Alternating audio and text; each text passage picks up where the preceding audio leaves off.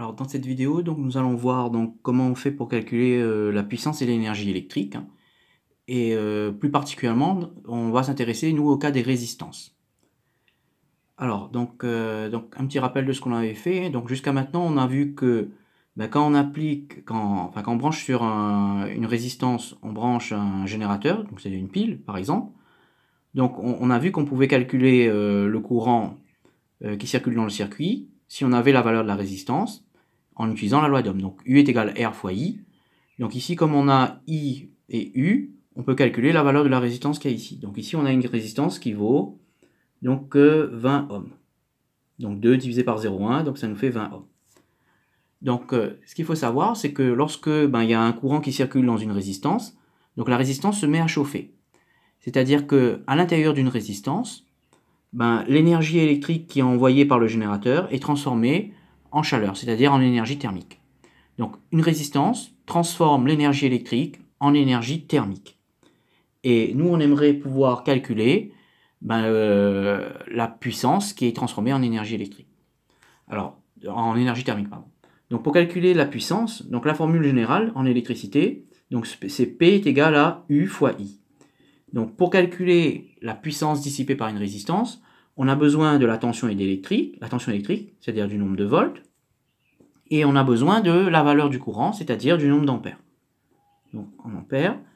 Et lorsqu'on multiplie la tension par l'intensité, donc on obtient ce qu'on appelle la puissance, et la puissance, elle, se mesure en watts.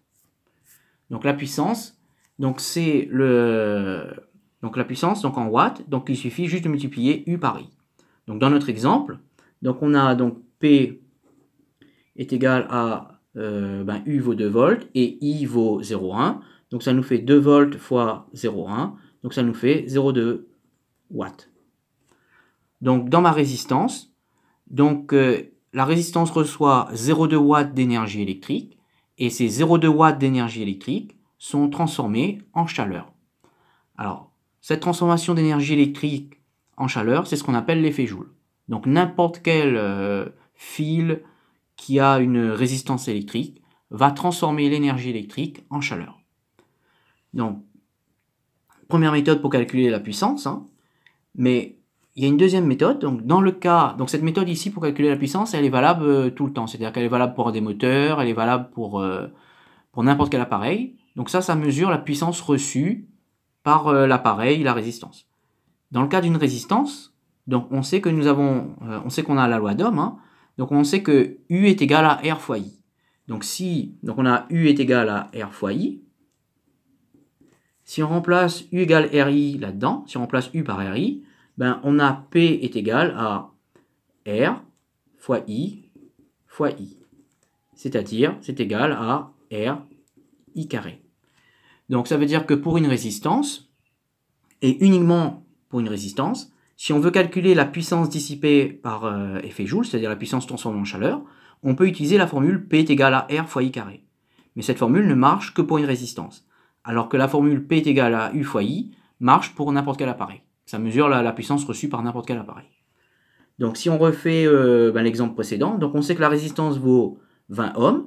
Donc si on fait l'application numérique, on aura P est égal à 20 ohms fois 0,1 au carré. Et donc 20 fois 0,1 au carré, ça nous donnera 0,2 watts. Voilà. Donc là, on a vu comment faire pour calculer donc, la puissance électrique reçue par une résistance. Et on a vu que cette puissance électrique reçue, elle a été transformée en chaleur. Et donc, maintenant, on va parler de l'énergie. Alors, pour calculer l'énergie, donc on utilise la formule E égale P fois delta T. Donc pour calculer l'énergie, en fait, on a besoin d'avoir la puissance en watts et on a besoin de savoir combien de temps l'appareil a fonctionné. Donc, et la durée, donc comme on est en physique, la durée va se mesurer en secondes. Et on aura l'énergie produite dans la résistance, donc en joules. Donc si on regarde l'exemple précédent, là, donc avec notre résistance, donc imaginons qu'on fait fonctionner l'appareil pendant 10 secondes. Donc pendant une durée delta t égale 10 secondes. Donc, pour calculer l'énergie, on applique la formule P fois delta T. Donc, on a vu précédemment que pour notre résistance, la puissance était de 0,2 watts. Donc, on met, c'est du 0,2 watts, fois la durée qui vaut 10 secondes. Donc, on a dissipé 2 joules. Voilà.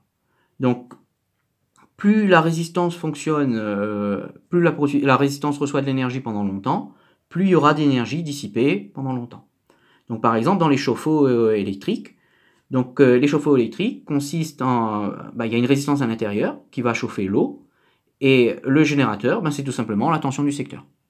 Et donc, en recevant l'énergie électrique, l'énergie électrique est transformée en chaleur, et cette chaleur qui est produite dans la résistance, elle est transférée à l'eau.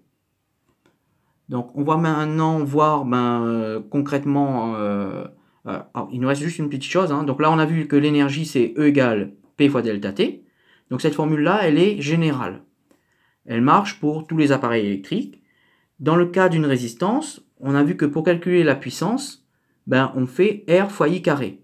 Donc en fait, dans le cas d'une résistance, pour calculer l'énergie électrique, on utilise la formule R I carré fois delta T. Avec bien sûr delta T en secondes, l'intensité en ampères, la résistance en ohms et l'énergie en joules.